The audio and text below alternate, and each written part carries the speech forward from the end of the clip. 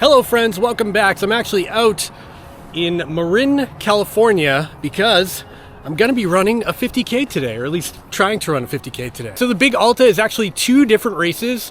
There's the 50K that I'm doing today on Saturday, and then tomorrow there's another race, shorter distance for a 28K, and both are pretty interesting because over the 50K there is 7,500 feet of elevation gain, and on top of that the main sponsor at this event is actually Goldwin. Can you see that logo there? They make a lot of really high-end apparel and running gear, and that's the reason I'm out here today. They wanted me to test out some of their new kits, which I'm actually wearing and I plan to wear for the entire race. I've got the Goldwin race vest on right now and a Goldwin shell because it's kind of chilly out right now. I typically would not be running a 50K or an ultra marathon in February. Back home in Boston, I pretty much bulked on a dad bod, and it kind of sprung on me in a time where I didn't really have a window of opportunity to put in a training block to get ready for this. So really, I'm coming off, this is like a couch to 50K situation. I'm still running, like I'm not in terrible shape,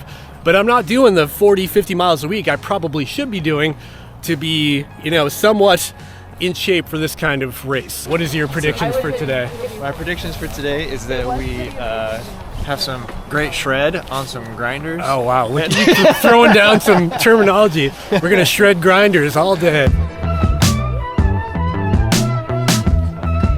how you doing? Good, how are you? Got a lot of great support here for you all today. We'll get you going here in about 1 minute. Better suit on up cause it's about to get real. Never ever seen a thing like this revealed. Hold on tight, get up the fight. 5, 4, 3, 2, 1, go!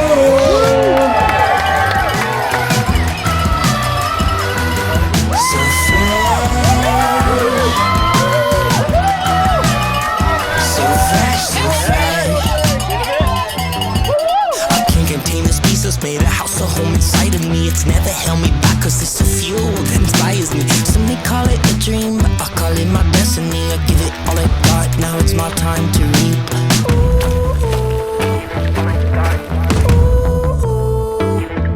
So fresh, so Check that out. Crazy view up here. First climb, about a mile in. Already get my butt kicked. Weather's perfect. Good day.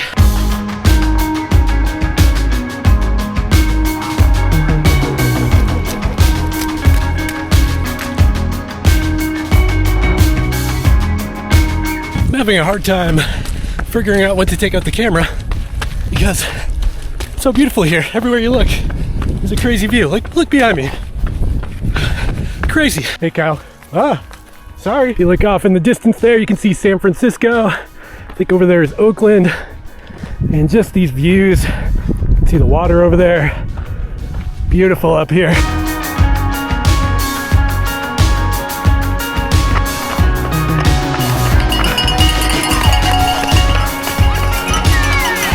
$157?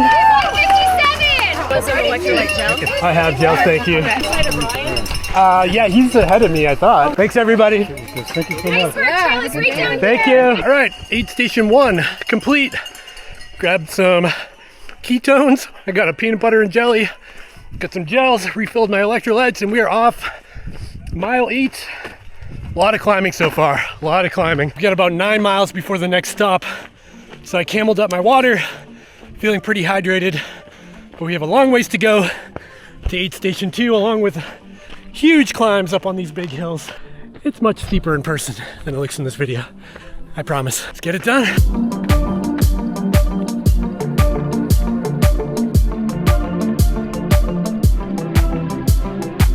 Everywhere you look up here looks like a MacBook Pro wallpaper or something. That was a doozy of a climb. Climbed all the way up from way down there. And we're just about to top out at one of the high points of the course. Little breeze up here, beautiful weather. It's time for a big downhill and then another big climb after this.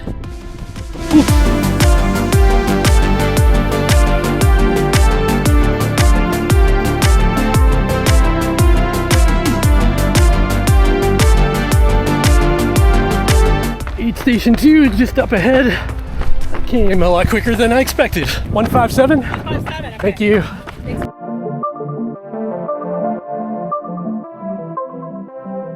All right, just left aid station number 2. Got myself a PB&J refilled with gnarly electrolytes, which are actually pretty tasty and working for me today, so I'm gonna stick with those. We got about 8 miles to the next aid station. Check out this tunnel. Okay, mile 14, still feeling pretty good. Average pace, 11:50. Again, feels way too fast, but I don't feel like I'm pushing myself that hard. So we're gonna see where the day takes me. So on the course, it showed 1 more big climb and then 2 smaller climbs. So looking at the elevation profile on my watch, there's 1 more big climb left, the high point of the course, and then another big downhill, and then 2 more medium-sized climbs. So the second half is definitely where all the vert is, and I've heard right near the end there is a really gnarly downhill dubbed the Whopper. So I'm interested to see what that's all about. So stay tuned.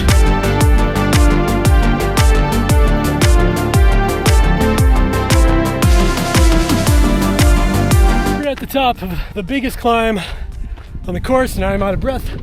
See the antennas behind me. This is the high point. What a view. It's crazy. Got lots of life left in the legs. Just gotta keep forward progress. Fun fact, George Lucas, the Star Wars guy, has a ranch right off the side of this course somewhere, right around here.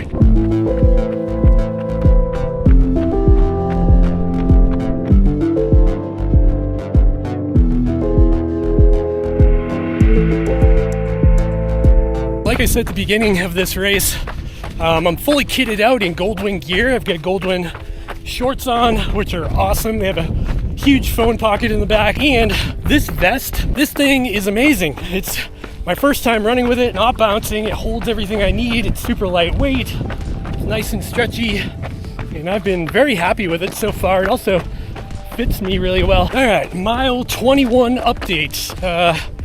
Starting to feel it now. These climbs are really wearing on me. Legs are starting to cramp a little bit. Don't feel all that great, hitting a little bit of a bonk. She's crushing it. Nice work. Although the uphills are crushing me. We got about 10 miles left and 2,000 feet of elevation gain remaining. Look who I found. Ryan Clayton, the man. I don't want to tell you how I found him. I was laying on the ground. He was face down on the ground. How you feeling? I'm cooked. It's just, I think the heat. Yeah, me too. Yeah, not used to it.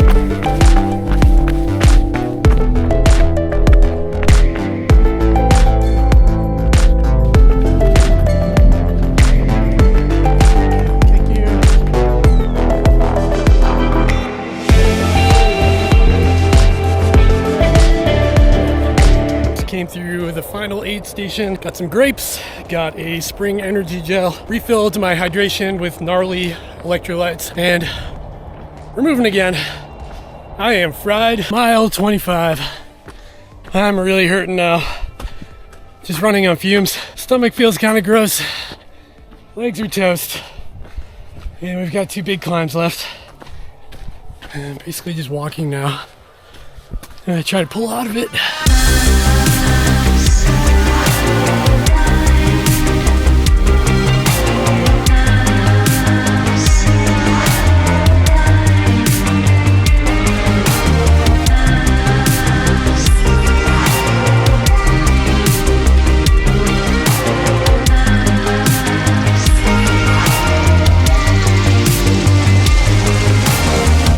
The climbing is over, I think. Final climb done. And now it's all this. Downhill for about 2.5 miles to the finish line. Thank goodness.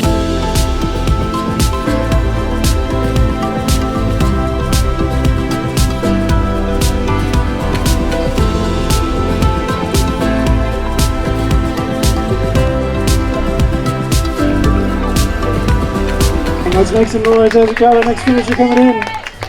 Yeah, well done. Dave has returned. That's hard, Dylan. It's hard, dude. What the heck did you do out there? Not like, it's not like It's hard, Dylan. Did you get it done, Dave? Thanks, man. How did it go? It's a tough course. It got warm too, eh?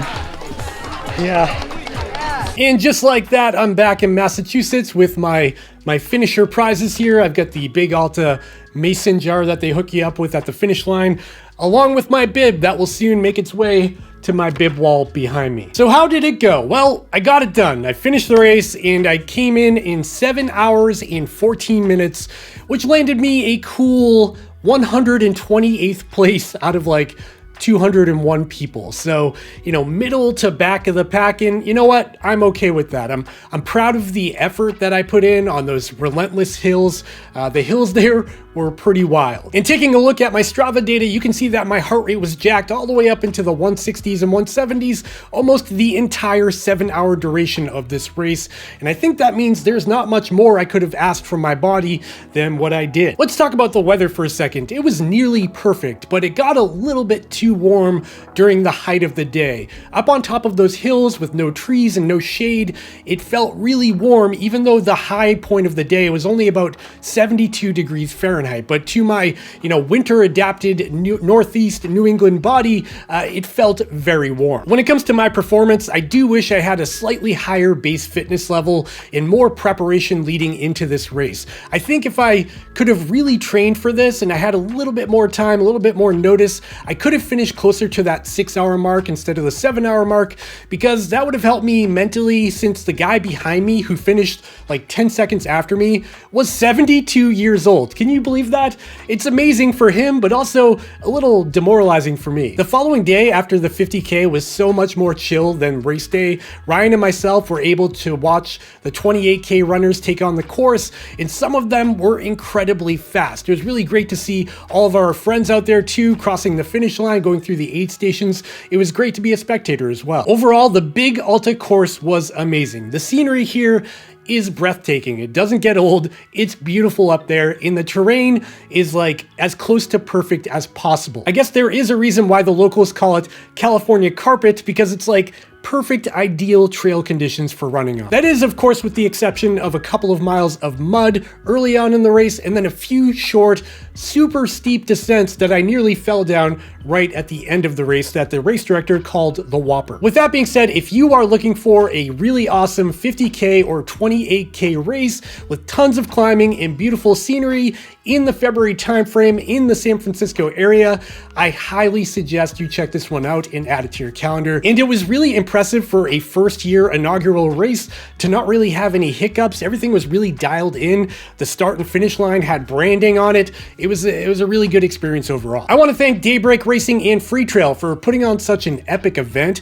And of course, I want to thank Goldwin for giving me the opportunity and flying me out to check out this race for myself. And of course, check out their new gear, like the shorts I was wearing and that awesome trail vest I had as well. That gear was brand new to me. I took it out of the box and ran a 50K in it, and I had no issues, which says something about it. And finally, I want to give a huge shout out to the other creators that joined me on this trip, including Ryan Clayton and Jeff Pelletier, along with photographer David Hashim. He does really incredible work. Check out his Instagram as well. I'll link it down below. Also, a huge shout out to the Goldwin PR team for making this all happen, and they actually ran the race themselves, which was pretty cool. Okay, I had a long day of travel last night, getting back into Boston at around midnight, and I barely slept, so I'm gonna go ahead and take a nap now while my kids are at school. If you enjoyed this video and running along with me, make sure to go down and hit that thumbs up button and the subscribe button down below so you don't miss more videos from me in the future. And while you're down there, check out the description down below and check out the links over to my Strava page,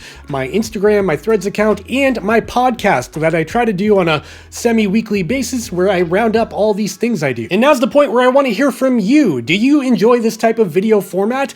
Did you run the Big Alta 50K? Do you have a 50K or any other ultramarathon coming up? Do you have questions about running this kind of distance, or the gear, or this race in general at the Big Alta? Drop down into the comments down below and let me know. I'd love to hear from you. And that's really it for this one. This was a fun one. I hope you liked it. I'll see you next time. Bye.